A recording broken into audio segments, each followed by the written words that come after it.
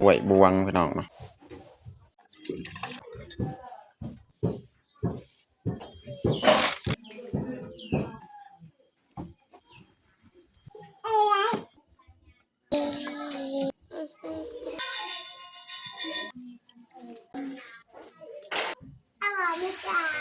อย่าลืมกดไลค์กดแชร์และกดติดตามเด้อพี่น้อง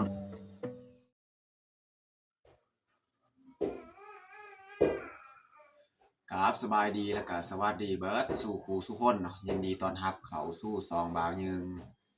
สำหรับตอนแรกมื้อนี้แม่นข่อยสิมาเฮ็ดอาหารแรงให้ทุกคนได้เบิ่งเนาะเพราะว่าตอนแรกมื้อนี้เฮามีปลานิ่นตัวหนึงเนาะ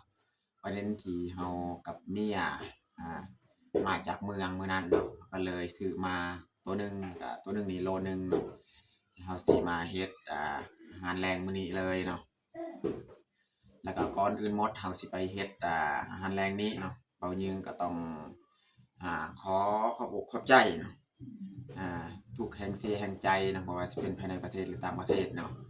ที่เฮ็ดให้ซองเบายึงนี่มีผู้ติดตามถึง 10,000 ซับนะพี่น้องเนาะหรือว่า 10,000 ผู้ติดตามจังไดก็เบายึงก็ต้องขอขอบอกขอบใจอีกครั้งเนาะที่มักฮักในชีวิตการเป็นอยู่ของเบายึงเนาะเบายึงก็รู้สึกดีใจเนาะที่ทุกคนมักฮักในวิถีชีวิตของเบายึงเนาะแล้วก็เบายึงก็บ่มีหยังสิตอบแทนท่านผู้ชมแนวอื่นเนาะนอกจากเบายึงหาสาระหรือว่าหาคลิปต่างๆที่เบายึงสามารถเฮ็ดได้เนาะเพื่อจะมาปล่อยให้ท่านผู้ชมได้เบิ่งได้ชมเนาะอันนี้แหละเป็นคำตอบแทนจากเบายึงเนาะที่ทุกคนมักฮักชีวิตของเบายึงก็สิหาสุดความสามารถเพื่อให้ทุกคนได้เบิ่งได้ชมเนาะโอเคมีแต่ทุกคนติดตามเบิ่งติดตามชมเนาะสำหรับแรงมื้อนี้ข้อยสิมาเฮ็ดอาหารแรงเลยเนาะนี่แหละปลานิลที่เราจะมาเฮ็ดอาหารแรงเนาะนี่ตัวหนึ่งกับโลนึงแล้วนี่ปลานิลนี่ที่เราสิไปทำความสะอาดก่อนเนาะเสาะเกล็ดมันออกเนาะ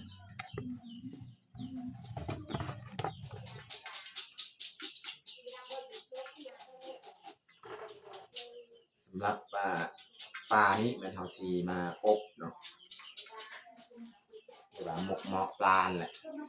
หมกเหมาะปลานิลเนาะ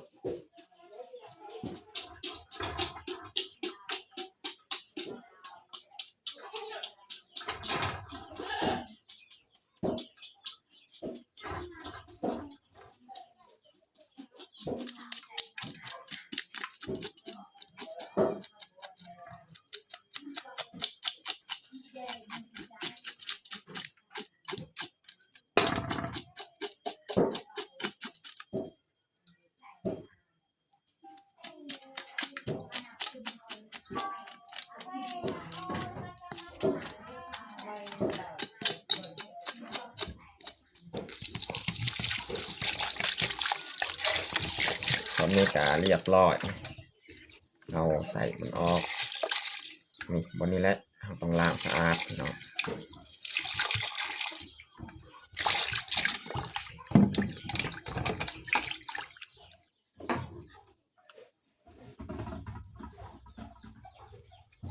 วันนี้เราจะมาตัดเป็นตอนเลยเนาะ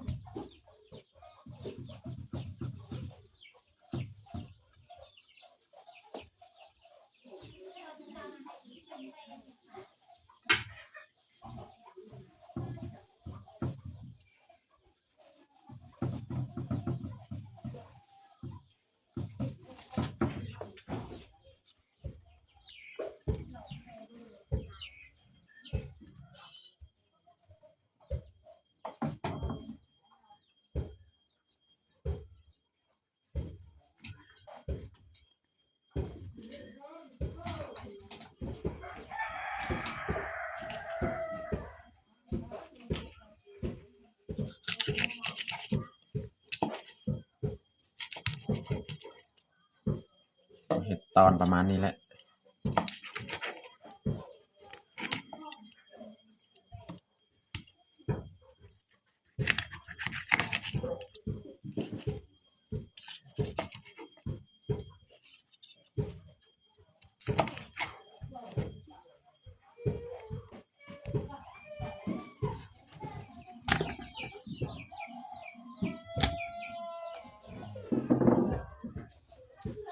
อนนี้เราก็ตัดปลาของเราเรียบร้อยวันนี้เราสีมาเตรียมใส่เครื่องปรุงจะเตรียมจะซอยเนาะตำมันพริกกระเทียมเนาะ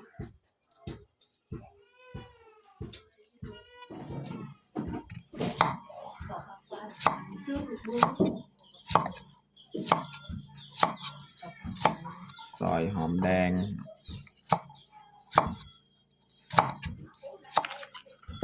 ซอยมันบัว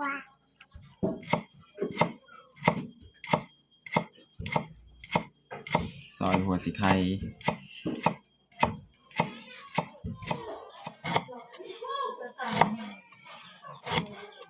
ซอยขา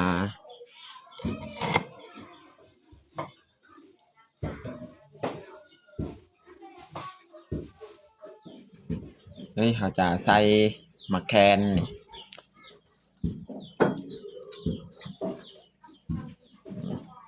ใส่ประมาณนี้แหละมะแคนเนาะใส่กระเทียมแล้วใส่พริกใส่หัวสีไข่ซอย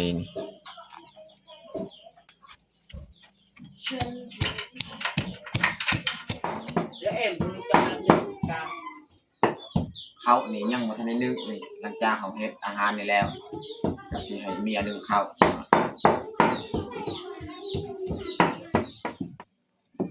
ใส่หมักพริกกระเทียมตะไคร้ในนี้นะแล้วก็ใส่ขิงข่านี่ใส่หอมแดง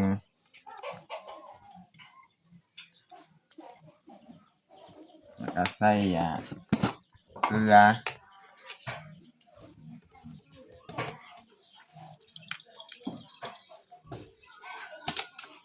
ใส่ผงนัว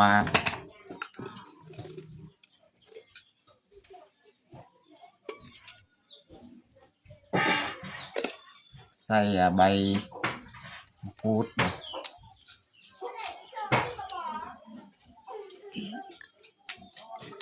ประมาณนี้แหละไม่เขาจะผสมเลย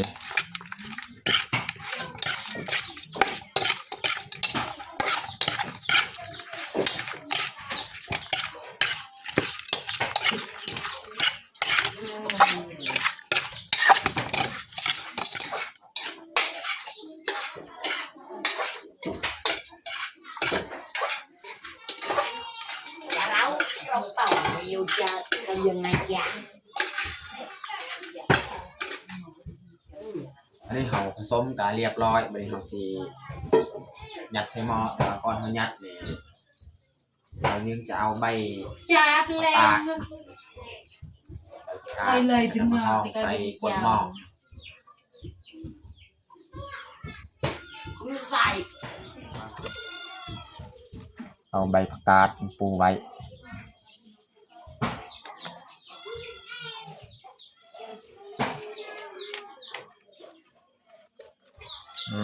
ประมาณนี้แหละพี่น้องเนาะไม่ได้เขาจะยัดเลยปลาของเรา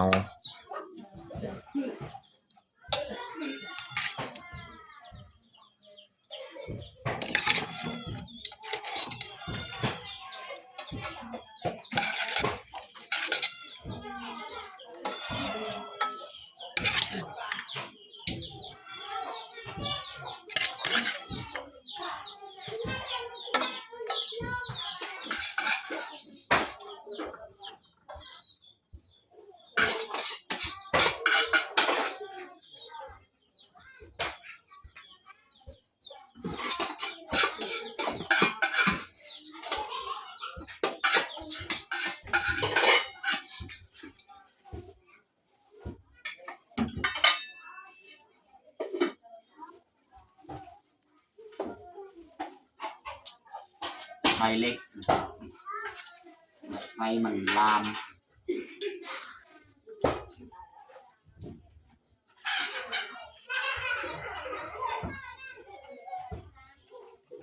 เอาใส่ไฟนี่ประมาณนี้นะพี่น้องบ่ต้องซุ่มแหงใส่ไฟปานกลาง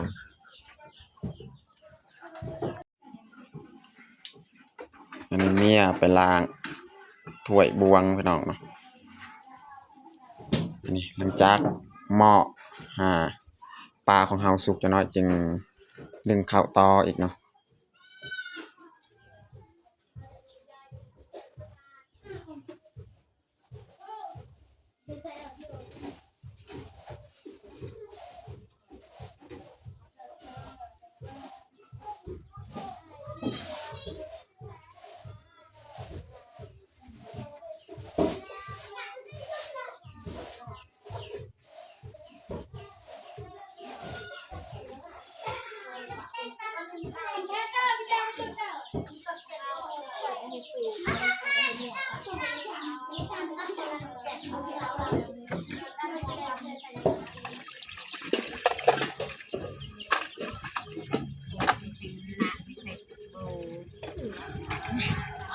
เราเยอะแทน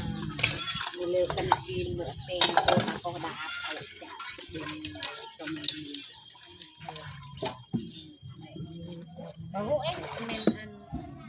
ตอนนี้กะอ้ายมันก็โผล่ขึ้นแล้วเนาะเขาจะเปิดเบิ้งเนาะพี่น้องเนาะป้าพี่น้องเอ้ยมันจะมีน้ำอีกเนาะพี่น้องเนาะแต่ว่าเราไม่ได้ใช้น้ำเมื่อกี้นี่พอดีแล้วน้ำสำนีมันจึงสุกดีนี่อัดไว้อีก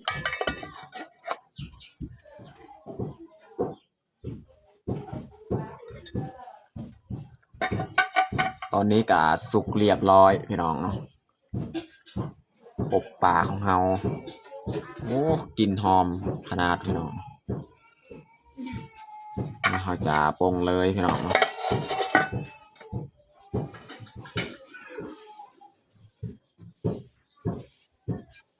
ปรุงไว้อยู่นี่เลยเนาะ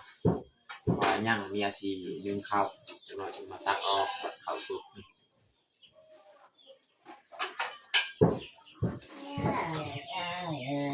มีเมียจะยัดเข้าถีมาเนาะ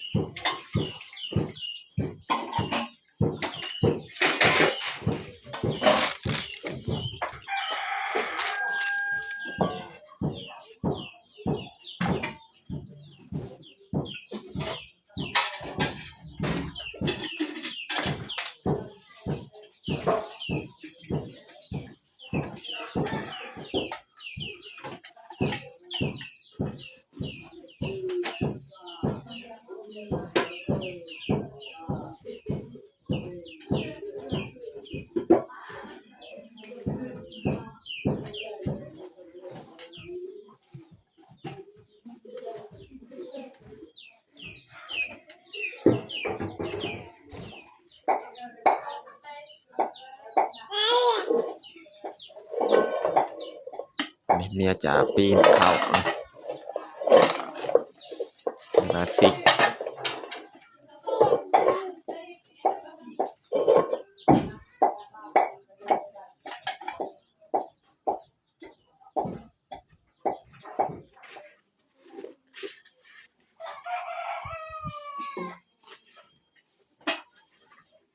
เมียจะปรุงเลยแล้วก็มาซวย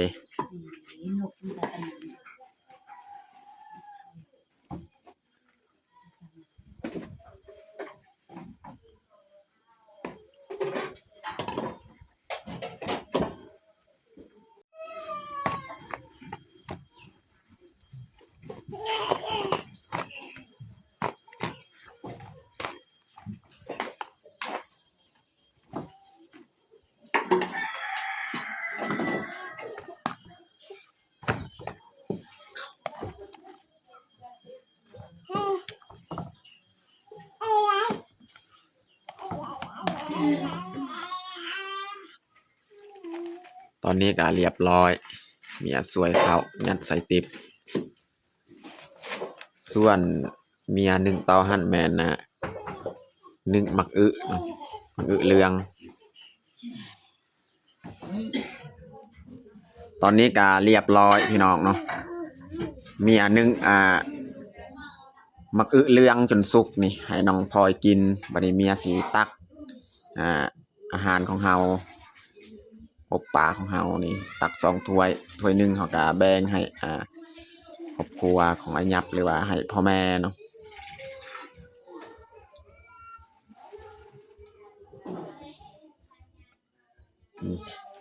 น้องพลอยนี่มักกินคือกันเนาะมักอึเรืองเมีย1องกีแล้ว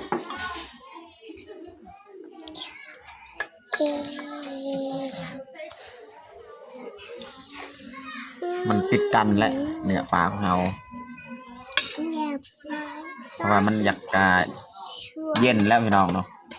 แต่บ่เย็นยังอุ่นหน่อยนึงพี่น้อง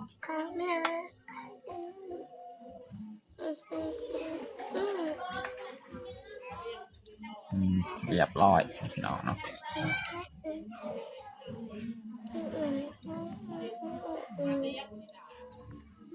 ตอนนี้ก็เรียบร้อยแตงมะขาวของเฮานี่เรือจากข้าวแบงนี่ประมาณนี้แหละแต่นี่ก็แม่นมักอึนี่น้องพลอยกินไปแล้วนี่มักอึของน้องพลอยสำหรับอาหารแรงของเฮาก็เบิดสำนี้แหละตอนนี้ก็เรียบร้อยเอาแตงข้าวของเฮาบัดนี้เขาจะลงมือกินข้าวแรงเลยมาทุกคนมากินข้าวแรงด้วยกันน้องพลอยเอิ้นลุงป้ามากินข้าวเอาว่าแห้งๆแต่มาทุกคนมากินข้าวนำกันเอากิน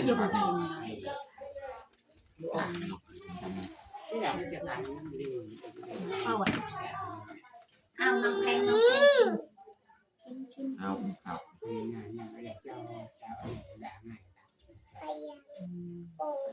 งามพี่น้องเอาติดเข้าในบางพวกนี้บางพวกมีสิ่งใช่กันเลย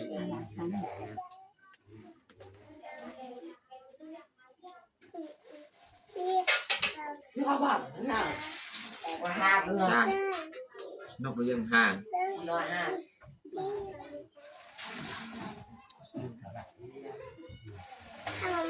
มีจ้ากูเต็มเลยอะไรวะ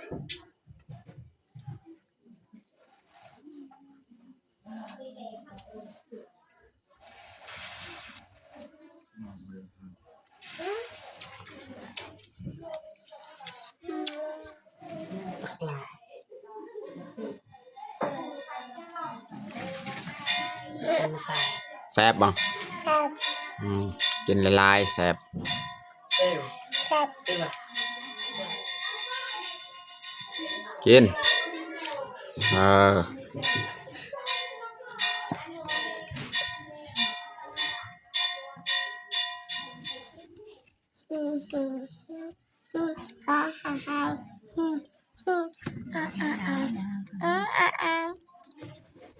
วก็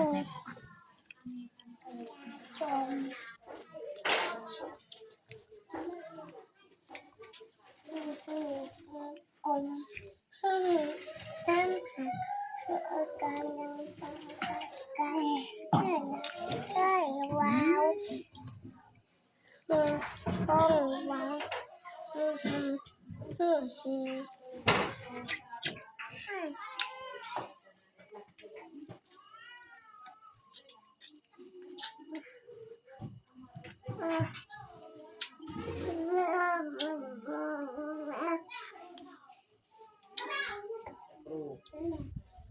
น้องแพงอันนี้ก็